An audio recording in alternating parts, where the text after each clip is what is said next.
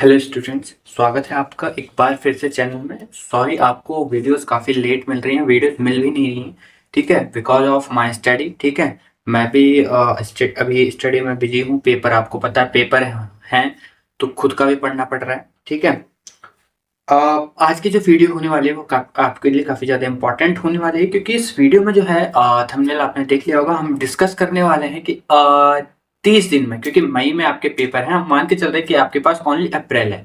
ठीक है, तो मई को हम अभी नहीं मान के चल रहे हैं, हम खाली अप्रैल को मान के चल रहे हैं कि जिस बंदे ने बिल्कुल भी नहीं पढ़ा, ठीक है, इस सेम में कुछ भी नहीं पढ़ा, मतलब वो जीरो है मैथ में, तो वो कैसे जीरो से पास तक की जर्नी अपनी कर सके। ठीक है, अगर वो बच्चा जीरो है तो पास होने तक की जर्नी वो आप अपनी कैसे कंप्लीट करें। तो ये वीडियो आपके लिए काफी ज्यादा इंपॉर्टेंट होने वाली है। हर एक पॉइंट को बच्चों बहुत इंपॉर्टेंट, बहुत जो है ध्यान से सुनिएगा, स्किप मत करिएगा। ठीक है, इंपॉर्टेंट वीडियो ये आपके लिए होने वाली है। ठीक है, और हम इस वीडियो में ना ही कोई फालतू की चीज बात करेंगे। ठीक है, कोई अदर चीज पे हम डिस्कस नहीं करेंगे। बस हमारा क्या, हम किस स्ट्रेटेजी को हम फॉलो करेंगे, क्या प्लान हमारा होगा, इस चीज के बारे में हम इसमें डिस्कस करेंगे। ठीक है, और एक बात मैं आपको बता दूं बच्चों, आपके पास जो है सबसे बड़ा जो आपके पास बेनिफिट है वो ये है कि अब मैथ में 25 नंबर में पास नहीं होता, बल्कि खाली 13 नंबर में ही आपको पास कर दिया जाता है, जिसमें से आपके आई थिंक 25 क्वेश्चन आपके 25 मार्क्स के आपके शायद 1 नंबर के आपके पास आते हैं। तो 1 नंबर ही काफी है आपको पास होने के लिए। लेकिन यहाँ पे डिसएडवांटेज ये है बच्चों, क्योंकि इस बार का जो यानी सेकंड सेम का जो सिलेबस होता है वो थोड़ा टफ होता है। ठीक है, देखा जाए फर्स्ट सेम से सेकंड सेम का जो सिलेबस होता है वो काफी ज्यादा जो है टफ होता है। ठीक है, सो यहाँ पे आपको पढ़ना पड़ेगा। ठीक है, कई बच्चों ने 10th के बाद नहीं पढ़ा होता है, क्योंकि इस सेमेस्टर में आपका डिफरेंशियल इक्वेशन वगैरह, इंटीग्रेशन वगैरह ये सब चीजें हैं, स्टेटिस्टिक्स भी है, बट वो 11th-12th लेवल का है, 10th लेवल का नहीं है। ऐसी कंडीशन में काफी टफ जो है ये वाला सेम आपका हो जाता है। ठीक है, और मैथ को रटना नहीं है, हर कॉन्सेप्ट को आपको समझना है। ठीक है, हर कॉन्सेप्ट को समझना है, मैथ को रटना नहीं है। आप केवल फॉर्मूले रट सकते हैं, इसके अलावा बाकी आपको कोई भी चीज रटना नहीं है। ऐसे नहीं कि आप क्वेश्चन रट रहे हैं, क्वेश्चन रटोगे तो फिर फंस जाओगे। जरूरी नहीं है आप जो क्वेश्चन रट के जा रहे हो वही आपके एग्जाम में पूछे।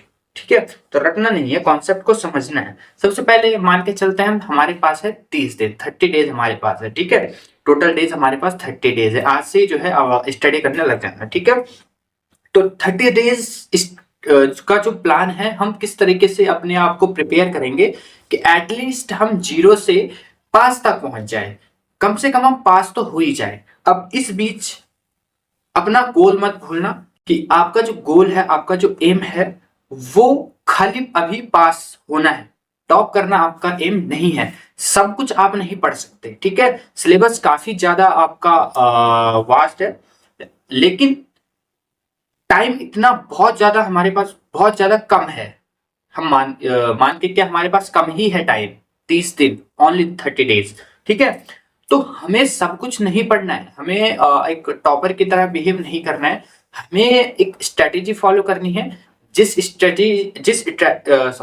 स्ट्रेटेजी को फॉलो करके हम पास हो जाए।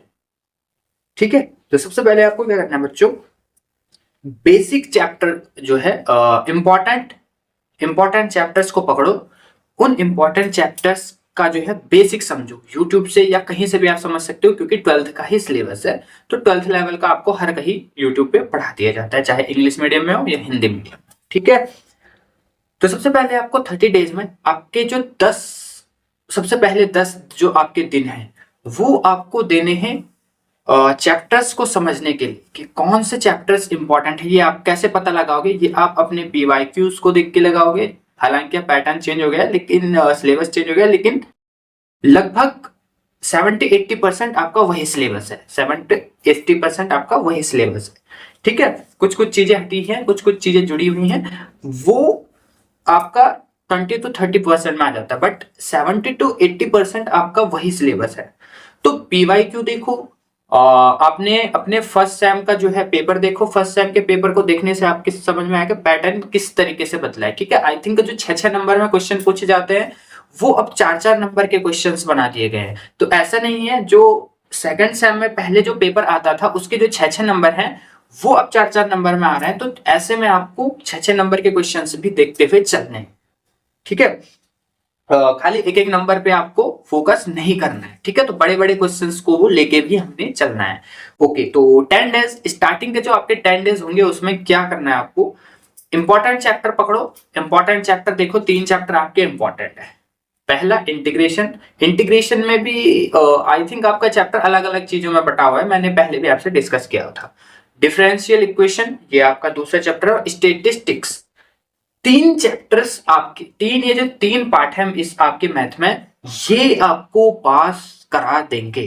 इन तीन अगर आपके पास इन 3 चैप्टर्स को अच्छे से करने के बाद आपके पास टाइम बचता है तो आप फिर लाप्लास ट्रांसफॉर्म वाले चैप्टर्स पे जाइए या और जो चैप्टर्स है उन पे जाइए, ठीक है। इंटीग्रेशन भी काफी बड़ा है, ठीक है। इंटीग्रेशन भी काफी बड़ा है, इसमें आपका फिर पार्शियल फ्रैक्शन आ जाता है, पार्शियल फ्रैक्शन वाला मेथड आ जाता है, आपका सब्स्टिट्यूशन मेथड आ जाता है, ठीक है। तो ये चीजें आपके इसमें आ जाती है, तो ये आपको पढ़ना पड़ेगा। डेफिनेट इंटीग्रेशन आ जाता है, इनडेफिनेट इंटीग्रेशन आ जाता है। तो इंपॉर्टेंट चैप्टर्स पकड़ो, पीवाईक्यूज देखो कि किस प्रकार 2025 तक आपसे क्वेश्चन पूछे जा रहे थे, क्योंकि सिलेबस लगभग 80 टू 70% वही है।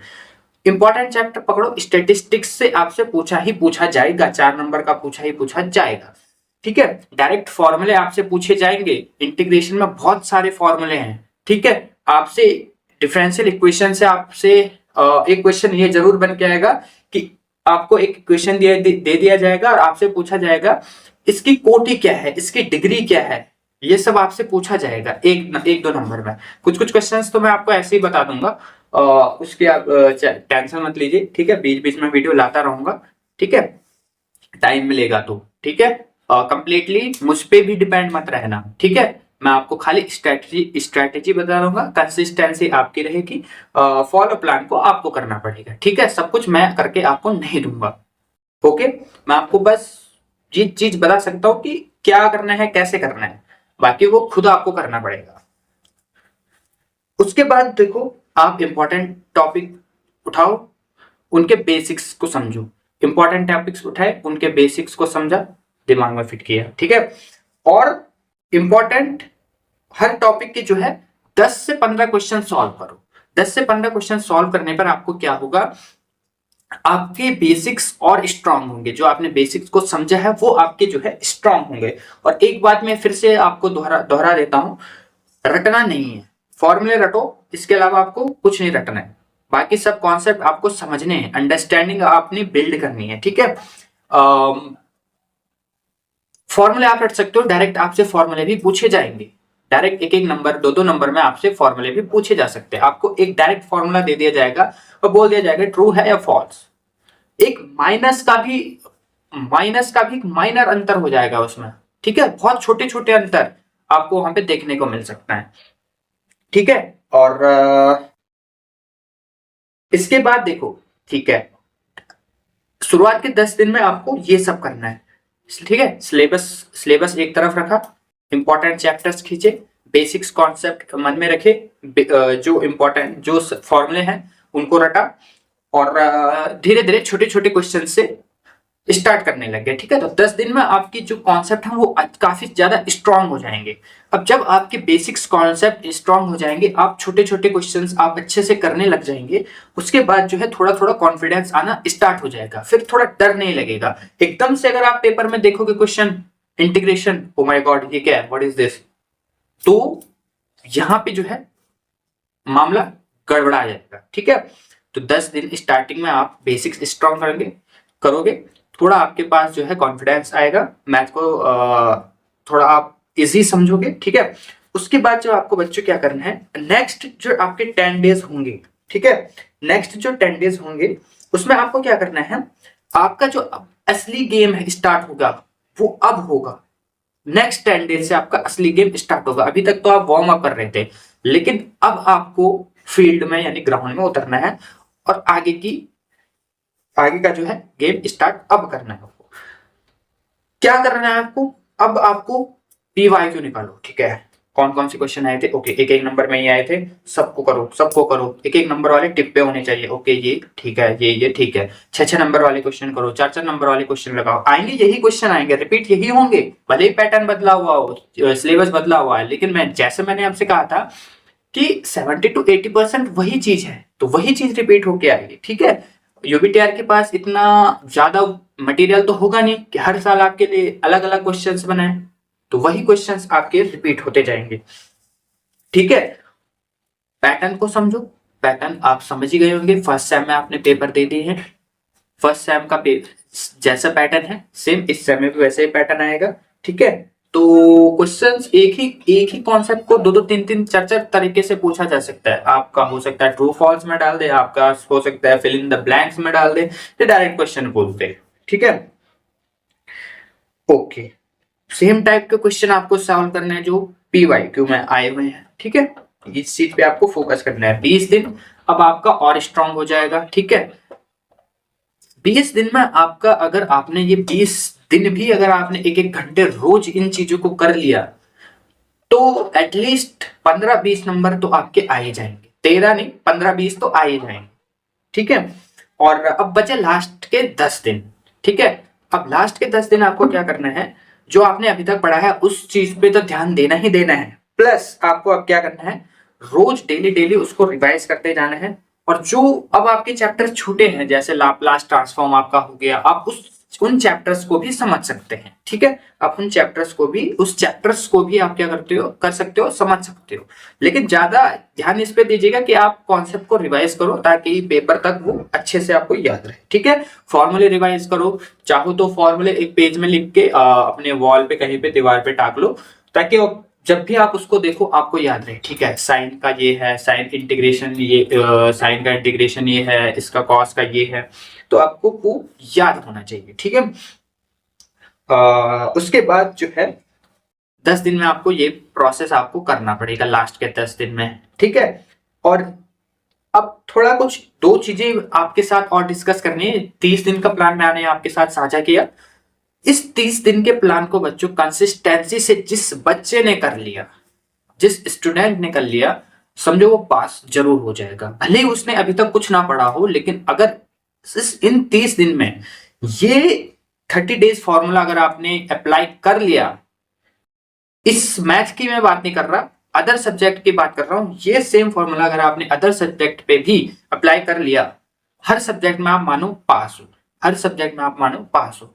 ज्यादातर बच्चों को 2 सब्जेक्ट में ही बैक आने की डर रहती है, पहला एक आपका मैथ और दूसरा आपका ईजी, तो ये 2 चीजों पे आप इस फॉर्मूले को जरूर अप्लाई करके देखो, डेफिनेटली आप पास जरूर हो जाएंगे, ठीक है। मैं ये तो नहीं कह रहा कि टॉप कर लोगे, लेकिन ये मैं आपको बोल सकता हूं कि आप पास जरूर होंगे, ठीक है।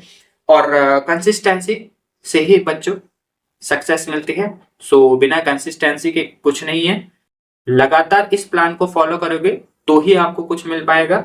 एक दिन किया, 2 दिन किया, तो आपको ये नहीं मिलेगा। ऐसे नहीं कि एक दिन 8 घंटे पढ़ लिया उसके बाद आपने पढ़ा ही नहीं, छोटा छोटा थोड़ा पढ़ो, लेकिन रोज पढ़ो, ठीक है, लेकिन रोज पढ़ो। ओके, अब आपको कौन सी मिस्टेक्स जो है आपको अवॉइड करनी है बच्चों, इस चीज पे भी आपको डिस्कस कर लेते हैं, क्योंकि कई बार बच्चे इन मिस्टेक्स को जो है वो दोहरा देते हैं। पहला बच्चों, सिर्फ वीडियो देखना, सिर्फ वीडियो पे ही निर्भर रहना कि सर आप तो वीडियो ला ही नहीं रहे हो, आप ये नहीं कर रहे हो, आप वो नहीं कर रहे हो, आपको अपना देखना है भैया। अगर सामने वाला कुछ नहीं कर रहा है तो आप कुछ नहीं करोगे क्या, आपको तो देख करना ही है। मैं नहीं पढ़ा रहा हूँ, कोई और टीचर पकड़ लो, सिलेबस तो आपका 11th-12th का ही है, प्लस आपको कॉलेज में भी पढ़ाया गया होगा, अपने दोस्तों से हेल्प ले लो, लाइब्रेरी से क्वेश्चन पेपर ले लो, बुक्स आपके पास नहीं है तो दोस्तों से ले लो, ठीक है। बट ये एक्सक्यूज अपने आप को मत देना कि आप नहीं पढ़ा रहे हो या हमें ये नहीं मिला, हमें वो नहीं मिला, टाइम नहीं बचा। जितना भी टाइम है पढ़ो, ठीक है। तो सिर्फ वीडियो को नहीं देखना है, ठीक है। वीडियो देखी और छोड़ दिया, ठीक है, आज का 1 घंटा पढ़ लिया, ओके, फिर कल देखा, फिर ओके। कंसिस्टेंसी, एक घंटे रोज आप वीडियो ही देखे जा रहे हो, वीडियो को देखो, मैं ये नहीं कह रहा वीडियो नहीं देखनी है, वीडियो देखो, प्रैक्टिस करो क्वेश्चंस को, जो आपने पढ़ा, जो आपने वीडियो में कॉन्सेप्ट को समझा है, क्या उस चीज को आप क्वेश्चन में अप्लाई कर पा रहे हो, या नहीं कर पा रहे हो, इस चीज को चेक करना आपकी जिम्मेदारी है। जो आपको समझा रहा है यूट्यूब पे, वो ये देखने नहीं आएगा कि हाँ आप इस चीज को अप्लाई कर रहे हो और ये आपको इस चीज में सक्सेस मिल रही है, आप इस क्वेश्चन को सॉल्व कर पा रहे हो। ये आपको खुद ही देखना है बच्चों, ठीक है। और दूसरी चीज, प्रैक्टिस आप स्किप मत करना, 5-5 क्वेश्चन डेली लगाना, लेकिन लगाना जरूर, ठीक है। और लास्ट जो इंपॉर्टेंट बात है, लास्ट एक अंतिम और लास्ट बात जो है वो ये है कि किसी भी मूवमेंट पे, आजकल आईपीएल चल रहा है ना, किसी भी मूवमेंट पे जो है आपको पढ़ना नहीं छोड़ना है। 1 घंटा डेली मैथ को देना है तो देना है, ठीक है। 1 घंटा देना है तो देना है, ठीक है। ऐसे नहीं कि आज इसका मैच आ रहा है कल उसका आ रहा है, ये देख लिया वो देख लिया। 1 घंटा फिक्स कर दो, मैच जब भी हो, सुबह हो रहा है तो रात को पढ़ लो, रात को हो रहा है तो सुबह पढ़ लो, ठीक है। तो सही है आपका, गारंटी मैं आपको देता हूं, अगर आपने ये 30 दिन की जो ये स्ट्रेटेजी, जो हमने जो प्लान बनाया है, इसको अगर आपने फॉलो कर दिया तो पास तो आप सब में सबके सब हो ही जाएंगे। डेफिनेटली मैं आपको ये बोल रहा हूं, गारंटी, ठीक है। और कोशिश करूंगा कि इंपॉर्टेंट क्वेश्चंस की सीरीज, मैंने क्वेश्चन पेपर ले लिए हैं, बहुत सारे स्टूडेंट्स ने मेरे को जो है PYQs दे दिए हैं, तो उनको सॉल्व मैं आपको कराऊंगा। कौन से इंपॉर्टेंट कॉन्सेप्ट है, अगर आप चाहते हैं कि मैं इंपॉर्टेंट कॉन्सेप्ट पे अलग से वीडियो बनाऊं हर चैप्टर का, तो कमेंट में जरूर लिख देना, ठीक है। कि इंपॉर्टेंट जो भी आपको चाहिए, कोशिश करूंगा आपको टेलीग्राम या व्हाट्सएप पे आपको प्रोवाइड कर दूं। और व्हाट्सएप ग्रुप से जुड़ जाना, उसमें काफी सारे बच्चे हैं जो एक दूसरे की हेल्प करते रहते हैं। बाकी टेलीग्राम ग्रुप है, टेलीग्राम चैनल है, व्हाट्सएप चैनल है, सब कुछ आपको मैंने प्रोवाइड करा हुआ है। वहां पे आपके सहपाठी, आपके जो है अलग अलग कॉलेजेस के अलग अलग बच्चों ने ज्वाइन करा हुआ है, तो वहां पे एक दूसरे की हेल्प हो जाती है बच्चों, ठीक है। सो चलिए मिलते हैं अब नेक्स्ट क्लास में, नेक्स्ट वीडियो के साथ, जिसमें कि हम डिस्कस करेंगे मैथ के क्वेश्चंस वगैरह। तो मिलता है फिर नेक्स्ट वीडियो में, क्योंकि प्रैक्टिस मेरे को भी करनी पड़ती है, ठीक है। सो ठीक है, मिलते हैं।